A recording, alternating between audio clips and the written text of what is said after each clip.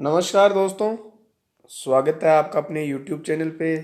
तो दोस्तों, काफ़ी महत्वपूर्ण विषय पे आज हम चर्चा करेंगे। काफ़ी दिनों से ये चर्चा में चल रहा है कि कौन कौन से क्वेश्चन डिलीट होंगे और डिलीट होने से क्या प्रभाव पड़ेगा। बहुत ही महत्वपूर्ण वीडियो है उन लोगों के लिए जो बॉर्डर पे हैं, जो 29, 30, 31, 32 पे हैं। उन लोगों के लिए बहुत महत्वपूर्ण है। उसकी पूरी प्रोसेस क्या होती है, उस प्रोसेस पे भी हम चर्चा करेंगे कि बोनस मिलता है या नहीं मिलता, या उसका क्या सिस्टम रहता है, उस पर हम चर्चा करेंगे। आरपीएससी में आरपीएससी का क्या रुझान रहता है, इस पे सारी हम विस्तृत चर्चा करेंगे।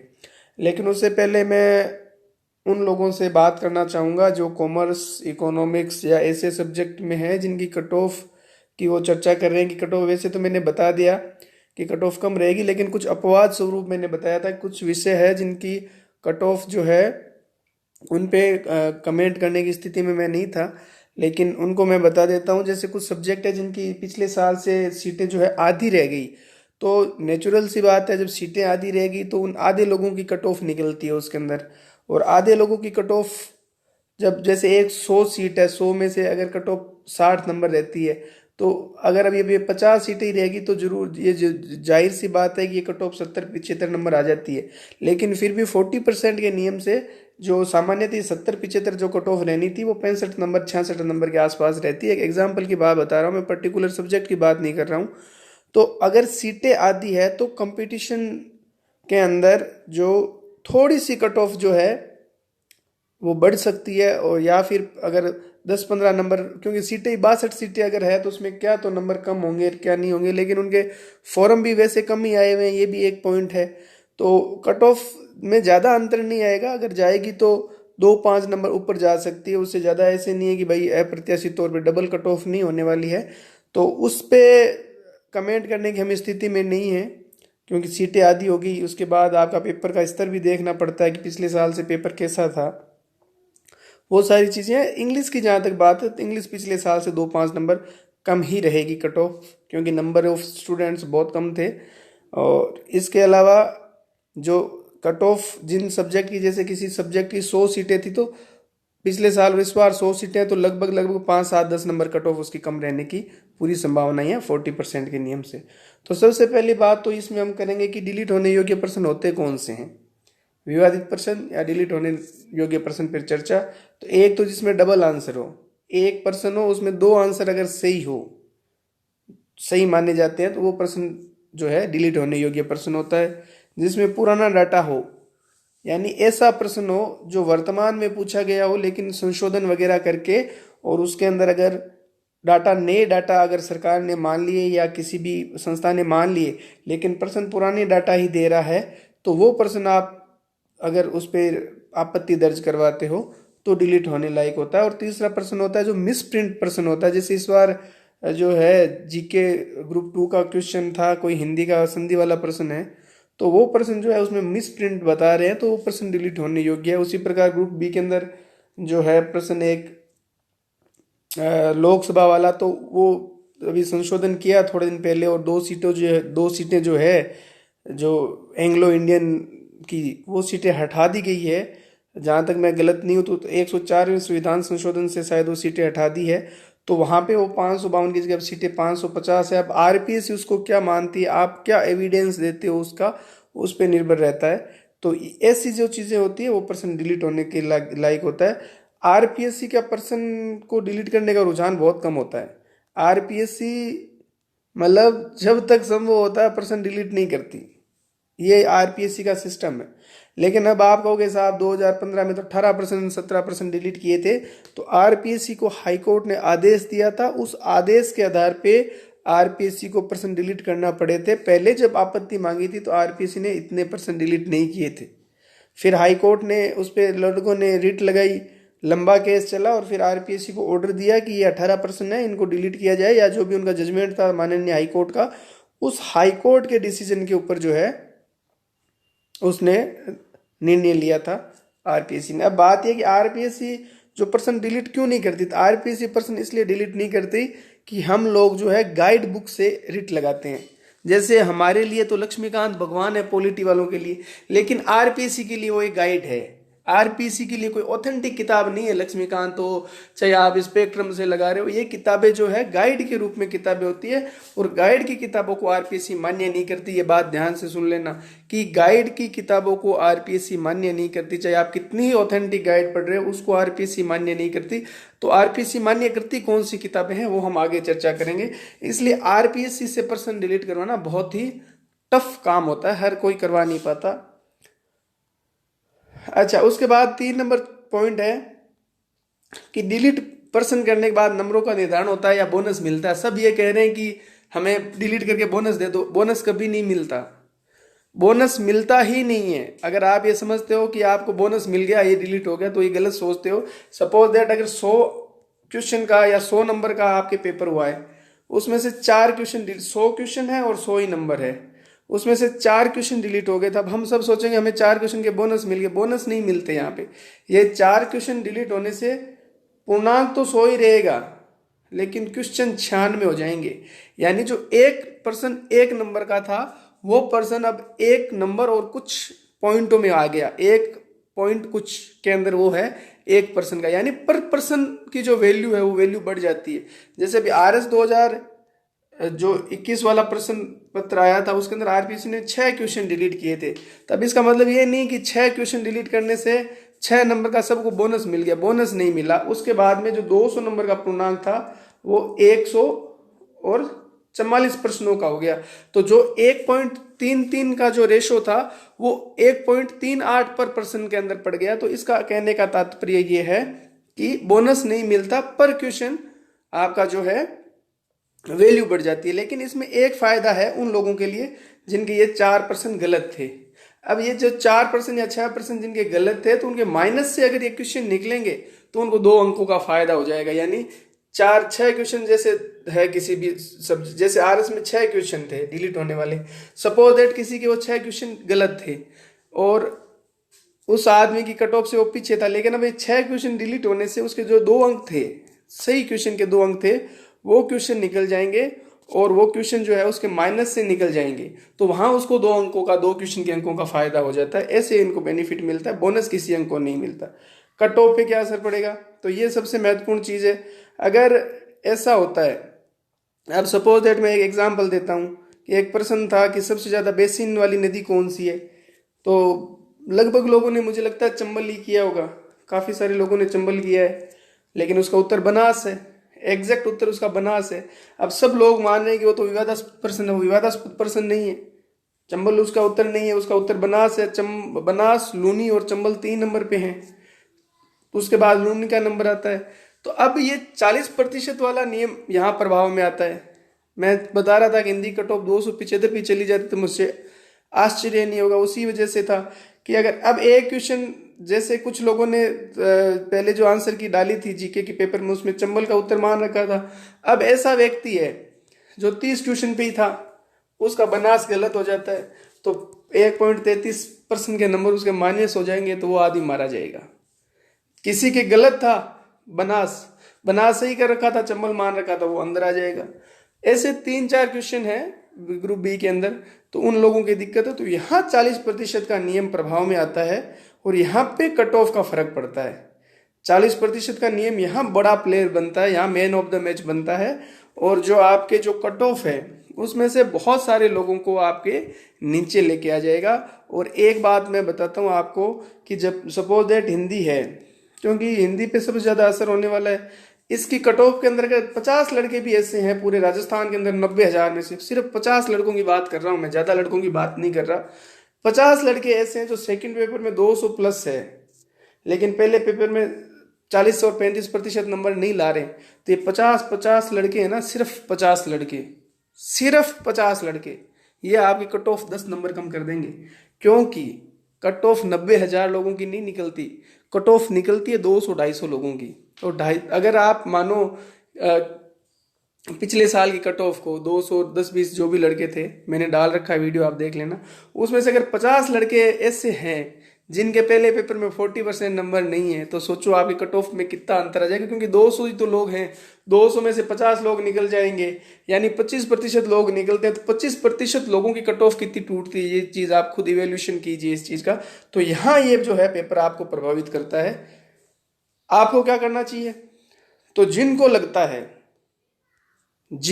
भी लगता है कि उसका उत्तर सही है, और अभी जो है जो कोचिंग की कीज है उनसे उनका उत्तर गलत हो रहा है, तो सबसे पहले आप उन पर्सन को आइडेंटिफाई करो कि ये मेरा सही है, की से गलत माना हुआ है और आरपीएससी गलत मान सकती है। उन पर्सनों को आपको क्या करना चाहिए, चिन्हित करना चाहिए। प्रत्येक ईच एंड एवरी स्टूडेंट जिनको लगता है, बात एक पर्सन की नहीं है, एक पर्सन आपको नौकरी लगा सकता है और एक पर्सन आपको नौकरी से दूर भी कर सकता है। तो आपको ऐसे पर्सन आइडेंटिफाई करने हैं, पूर्ण तैयारी करनी है आपको, और आरपीसी जैसे ही आंसर की डालेगी उसके साथ 100-200 रुपये जो भी उनका चार्ज होता है वो चार्ज लेगी, आपत्ति दर्ज करवाएगी, आपको आपत्ति दर्ज करवानी है। प्रत्येक स्टूडेंट को ये मत सोचो कि कोई करवा देगा, कोई नहीं करवाने से अपने, कोई करवा रहा है नहीं करवा रहा उसे हमें कोई लेना देना नहीं है।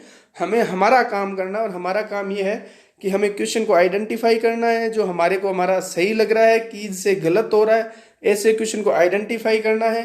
आपको रेफरेंस किताबें ढूंढनी पड़ेगी, लाइब्रेरी जाइए चाहे कहीं जाइए, ऑथेंटिक किताबें जो है वहां से उस क्वेश्चन को उठाइए, उसका सही उत्तर उठाइए, और उस उत्तर को फिर आपको क्या है उसके ऊपर आपको आपत्ति दर्ज करवानी है। अब आपको बताऊं मैं कौन सी किताबों से प्रश्न होते हैं डिलीट। तो वैसे मैंने ये ऊपर बता दिया कि ये जो गाइड वाइड है इनसे आपके प्रश्न जो है वो डिलीट नहीं माने जाते, चाहे वो कोई सी गाइड हो। गाइड से अगर आप आपत्ति लगाते हो तो आपकी आपत्ति खारिज हो जाती है, क्योंकि वहां पे ऑथेंटिक किताबें मानी जाती है। उदाहरण देता हूं मैं आपको, 2018 के अंदर एक प्रश्न आया था रीट के अंदर कि भारत की पुरुष जनसंख्या ही थी शायद, कि पुरुष जनसंख्या कितनी है। उस टाइम आंसर था 82.14, मानना था सही।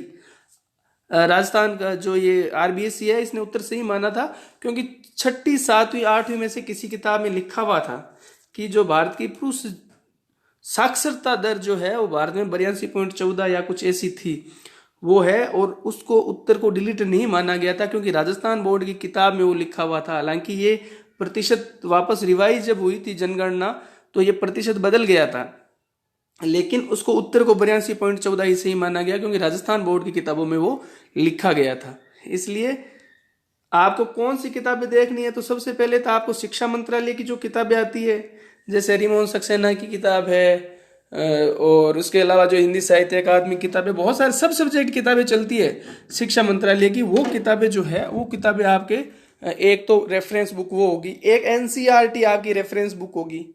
जो एनसीईआरटी जो है राजस्थान हिंदी ग्रंथ अकादमी की जो किताबें हैं वो किताबें, शिक्षा मंत्रालय की किताबें, या फिर एनसीईआरटी आरबीएससी की किताबें पुरानी नई जो भी है वो किताबें आपकी रेफरेंस बुक में मानी जाएगी, या फिर राजस्थान सरकार या भारत सरकार की कोई गजट नोटिफिकेशन हो, ऐसी चीजें जो होती है, या फिर भारत सरकार या राजस्थान सरकार का या कोई भी जो संस्था है उसका ऑफिशियल कोई नोटिफिकेशन ऑर्डर वगैरह हो, वो आपके उसके अंदर जो है रेफरेंस माना जाएगा। ये गाइडें वाइडें नहीं मानी जाएगी, जैसे आपने लगा दी भाई हम तो फलानी गाइड पढ़ रहे थे और उस गाइड से कुछ लेना देना नहीं है। गाइडों से प्रश्न डिलीट नहीं होते, ऑथेंटिक किताबें हैं, और आप जो भी आपके नज़दीकी लोग हैं, प्रोफेसर वगैरह है, असिस्टेंट प्रोफेसर वगैरह, उनसे पूछ लीजिए, वो भी आपकी हेल्प कर सकते हैं इन चीज़ों के अंदर।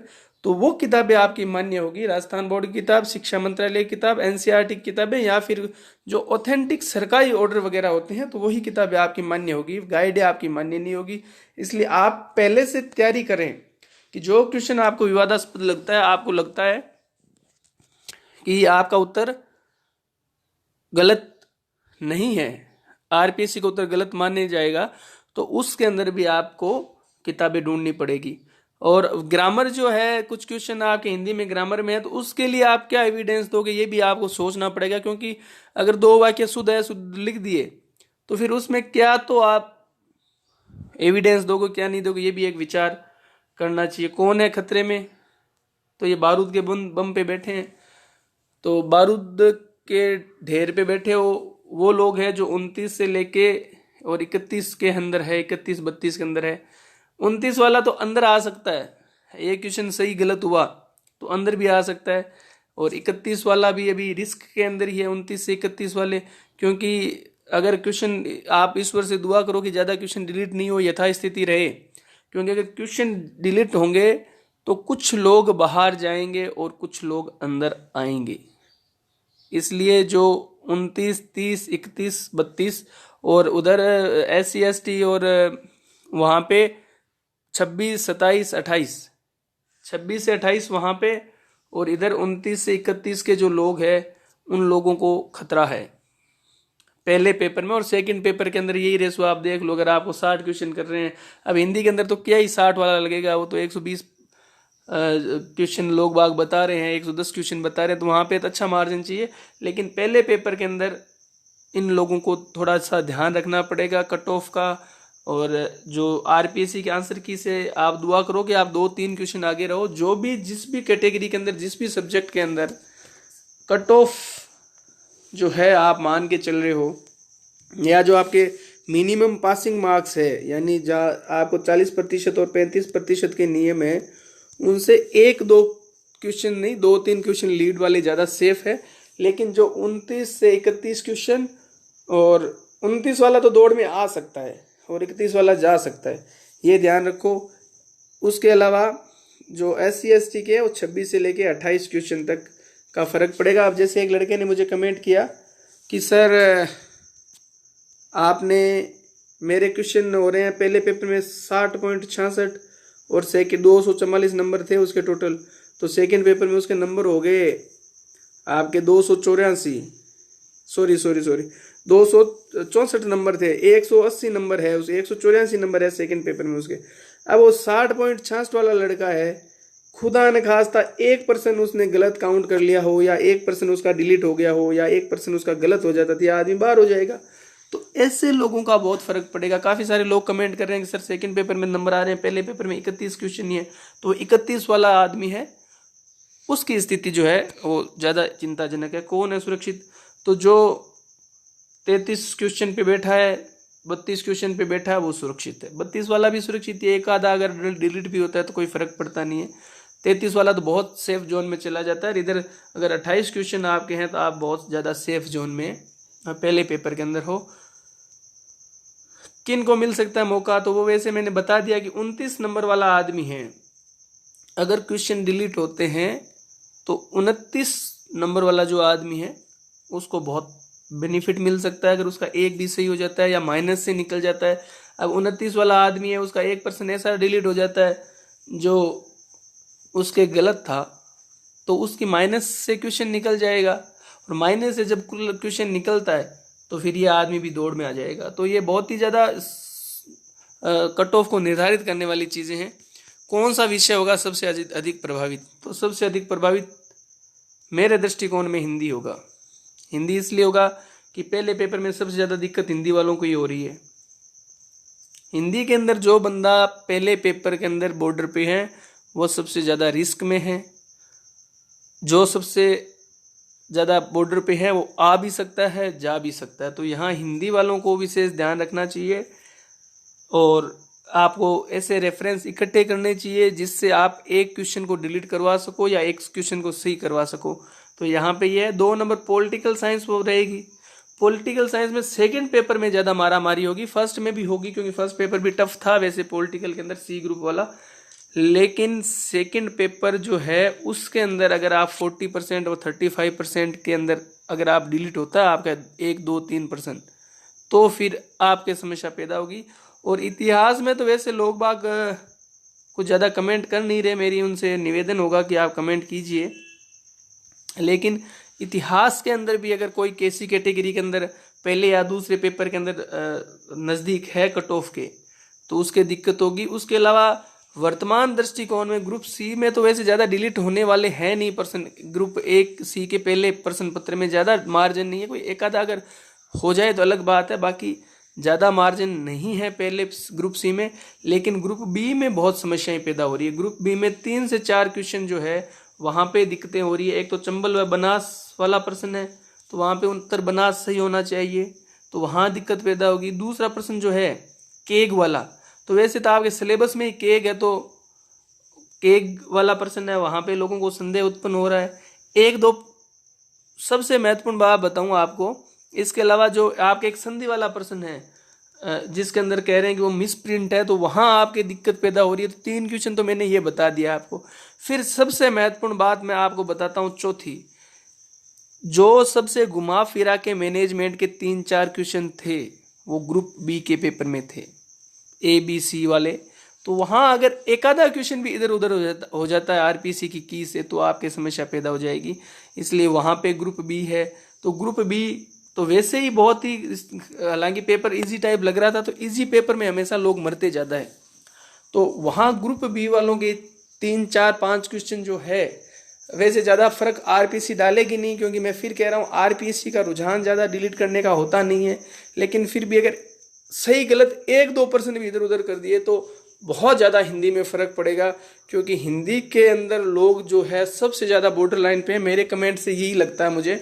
तो हिंदी वालों को विशेष ध्यान रखने की आवश्यकता है। जो 3-4 क्वेश्चन की लीड ले रखे हैं पहले पेपर में, वहाँ उनको बेनिफिट जरूर होने वाला है। तो यह बात है। और राजनीति विज्ञान में सेकेंड पेपर की ये स्थिति है। तो कुल मिला के मेरा यही विश्लेषण है कि जिनको लगता है कि उनका गलत है, उनको रेफरेंस किताबें इकट्ठी करनी चाहिए, ऑथेंटिक किताबें इकट्ठी करनी चाहिए और आपत्ति लगानी चाहिए प्रत्येक स्टूडेंट को। इस भरोसे पे नहीं रहे कि भाई कोई अन्य व्यक्ति लगाएगा। दूसरी बात है, 200-300 रुपये जो भी उसके लगते हैं उसकी भी चिंता मत करना, क्योंकि अगर फर्स्ट ग्रेड लग जाओगे तो 44,000 रुपये आपका मूल वेतन होगा। पहले 2 साल के बाद आपकी तनख्वाह होगी कम से कम 70,000 रुपये, DA सब लगा लुगू के। और 2 साल पहले भी 29,000 रुपये होगी। तो 300 रुपये के लिए चिंता नहीं करें। जो भी अभी आजकल फीस बढ़ा दी है, शायद आपत्ति की पहले 100 रुपये हुआ करती थी। तो जो भी क्वेश्चन हो उस पर आपत्ति अधिक से अधिक लगाएं। अगर आपको संदेह होता है, अगर आपको लगता है आपका चंबल सही है, तो आप चंबल वाले का भी प्रमाण ढूंढो और चंबल पे भी लगाओ। और अगर आपको लगता है बनास सही है तो बनास पे लगाओ, आपको लगता है केक सही है तो केक पे लगाओ। और सेकंड पेपर में भी हिंदी के अंदर 8-10 क्वेश्चन का जो है संदेह है, तो उसका भी फर्क पड़ेगा। तो कुल मिला के कहने का मतलब सिर्फ यही है कि 40% वाला नियम, अगर क्वेश्चन डिलीट होते हैं तो बहुत ही ज़्यादा प्रभावशाली तरीके से गेम में आ जाएगा, और जो लोग बॉर्डर पे हैं वो खतरे में हैं। तो अगले वीडियो तक धन्यवाद। आप मुझे टॉपिक दीजिए कि किस टॉपिक पे अगला वीडियो बनाना चाहिए। तब तक के लिए जय हिंद।